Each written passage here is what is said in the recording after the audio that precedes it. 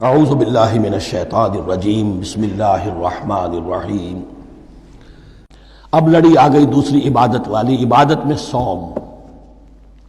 جہاں تک نماز کا ذکر ہے تو وہ تو مکی صورتوں میں اس کا بے تحاشا مرتبہ ذکر موجود ہے، لیکن یہاں جو ہے معاملہ صوم، اس سے پہلے مکی دور میں صوم کا کہیں کوئی تذکرہ ہی نہیں، نہ عربوں میں اس کا رواج تھا۔ یہ لفظ بھی عربی زبان میں تھا گھوڑوں کے لیے، گھوڑے روزہ رکھتے تھے۔ رکھتے کیا تھے بیچارے؟ انہیں رکھوایا جاتا تھا، کیونکہ عربوں کا جو معاملہ تھا وہ لوٹ مار، غارت گری، اور اس کے لیے انہیں چاہیے تیز رفتار سواری، جاؤ حملہ کرو، لوٹو مارو اور بھاگو۔ اونٹ جو ان کی فضا اور ان کے ماحول کے لیے مناسب تھا وہ زیادہ تیز دوڑ نہیں سکتا، اپنی اس ضرورت کے لیے گھوڑا چاہیے تھا۔ گھوڑے میں عرب کا سخت موسم برداشت کرنے کی عادت نہیں، نازک جانور ہے، وہ پیاسا تو نہیں رہ سکتا 7 دن تک جیسے کہ اونٹ رہ سکتا ہے، بھوکا نہیں رہ سکتا، وہ لو کے تھپیڑے نہیں برداشت کر سکتا، لہذا عرب اس کو رکھواتے تھے روزہ۔ کھانا پینا بند کیا اور اس کے جو ہے منہ کر کے کھڑے ہو گئے جب گرم تیز ہوا چل رہی ہے، خود تو اپنے آپ کو لپیٹ لیا اپنے گھٹنے میں، غترہ کہلاتا ہے وہ جو بھی کپڑا اوپر ہوتا ہے، اور وہ اس گھوڑے کو جو ہے وہ ساری آگ اس پر برس رہی ہے تاکہ اس میں عادت پیدا ہو جائے جھیلنے کی، برداشت کرنے کی۔ تو جنگ کے موقع پر کہیں یہ دغا نہ دے جائے، اگر یہ ہمت ہار گیا تو اس کا تو کیا کیا جائے گا، تو اصل میں سوار ہے جو مارا گیا۔ یہ روزہ ان کے ہاتھ تھا، لیکن جب حضور آئے مدینے میں تو یہاں یہود میں روزے کا رواج تھا۔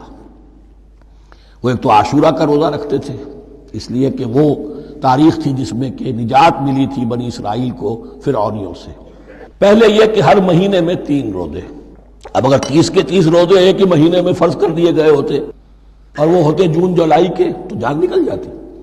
بہترین تدبیر یہ کی گئی ہر مہینے میں، اور یہ موسم سارے آ رہے ہیں اس میں۔ پھر کچھ عرصے کے بعد یہ رمضان کا روزہ فرض کیا گیا۔ پہلا جو روزہ تھا 3 دن کا، اس میں یہ بھی تھی اجازت کہ جو اگر مسافر نہیں ہے، بیمار بھی نہیں ہے، طاقت رکھتا ہے روزہ رکھنے کی، پھر بھی روزہ نہ رکھے تو اس کا فدیہ یہ ہے کہ 1 مسکین کو کھانا کھلائے۔ علی الاطلاق تھا یہ۔ جب رمضان کے روزے کی فرضیت ہو گئی تو اب یہ فدیہ نہیں ہے، البتہ حضور نے اس کو باقی رکھا ایسے شخص کے لیے جو بہت بوڑھا ہے، یا کوئی خاتون بہت بوڑھی ہے برداشت نہیں کر سکتی، یا کوئی بیمار ہے، کسی سخت ایسی بیماری میں ہے کہ روزہ اس کے لیے جان کے لیے ہلاکت کا اندیشہ ہو سکتا ہے، اس کے لیے فدیہ برقرار رکھا۔ عام طور پر صحت مند شخص جو مسافر بھی نہ ہو اس کے لیے یہ رعایت ختم ہو گئی۔ یہ ہے ان آیات کی تعبیر جس پر میں پہنچا ہوں، اور بہت پہلے پہنچ گیا تھا، لیکن چونکہ اکثر مفسرین نے یہ بات نہیں لکھی ہے تو میں جھجکتا رہا، لیکن بعد میں مجھے معلوم ہوا کہ مولانا انور شاہ کاشمیری رحمۃ اللہ علیہ کی رائے یہی ہے، تو مجھے اعتماد ہو گیا۔ اور پھر مجھے اس کا ذکر جو ہے یہ تفسیر کبیر میں امام راضی کے ہاں بھی مل گیا کہ متقدمین کے ہاں یہ رائے موجود تھی کہ پہلی 2 آیتیں جو ہیں اس روزے سے متعلق یہ رمضان کے روزے سے متعلق نہیں ہیں، بلکہ وہ 3 ہر مہینے کی 13، 14 اور 15 ایام 20 کے روزے حضور نے بعد بھی رکھے ہیں نفلاً، لیکن شروع میں یہ 3 روزے رکھنے کا حکم دیا گیا تھا۔ پہلی 2 آیتیں اس 6 آیتوں پر مشتمل رکوع، اور یہ ایک عجیب مقام ہے۔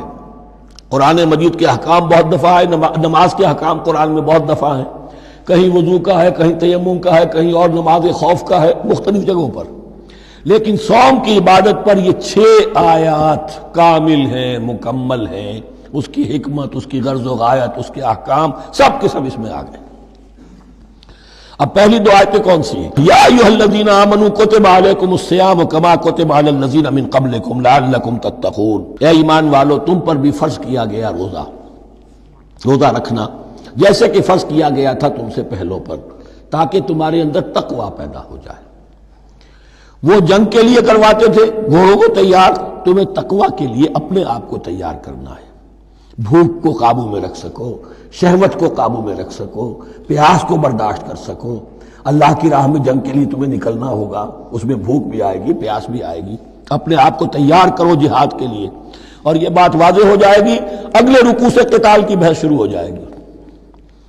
روزے کی یہ گفتگو ہو رہی ہے تمہیداً قتال کے لیے، جیسے گھوڑوں کو تیار کیا جاتا تھا، صوم رکھوایا جاتا تھا قتال کے لیے۔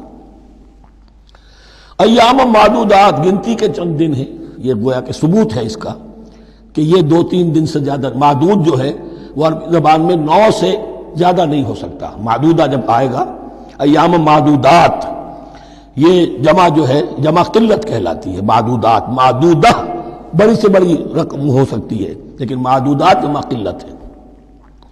گنتی کے چند روز ہیں. فمن کان منکم مریضا، ان میں بھی یہ رعایت ہے کہ جو تم میں سے بیمار ہو، او علی سفر، یا سفر پر ہو، فعدۃ من ایام اخر، تو وہ تعداد پوری کر لے دوسرے دنوں میں. وعلی الذین یطیقونہ، اور جو اس کی طاقت رکھتے ہوں، فدیۃ طعام مسکین، وہ فدیہ دیں، ایک مسکین کا کھانا کھلانا. ان آیات کی تفسیر میں جیسا کہ میں نے عرض کیا مفسرین کے بہت سے اقوال ہیں، اب میں اس کی بحث میں نہیں جا سکتا. جو میں نے اپنے مطالعے کے بعد رائے قائم کی ہے میں صرف وہی بیان کر رہا ہوں کہ اس وقت، اور یہ امام راضی کے الفاظ ہیں، کہ یہ فرضیت علی التعیین نہیں تھی بلکہ علی التخییر تھی. فرض تو ہے روزہ، لیکن اس کا بدل بھی دیا جا رہا ہے. اگر تم نہیں رکھنا چاہتے تو تم ایک مسکین کو کھانا کھلا دو. تو گویا کہ تدریجاً انہیں لانا تھا، چونکہ اس بات کے وہ پہلے سے عادی نہیں تھے. فمن تطوع خیرا فهو خیر اللہ، اور جو اپنی جی سے، اپنی مرضی سے خیر کرنا چاہے تو اس کے لیے خیر ہے. روزہ بھی رکھے اور مسکین کو کھانا بھی کھلائے، دونوں کام کرے، تو اس میں کوئی رکاوٹ تو نہیں، اس کے لیے بہتر ہوگا. وَأَن تَصُومُوا، اور دیکھو اگر روزہ رکھو، خیر لکم ان کنتم تعلمون، یہ تمہارے لیے بہتر ہے اگر تم جانو. اب یہاں بھی ایک طرح کی رعایت کا انداز ہے. صدق اللہ العظیم.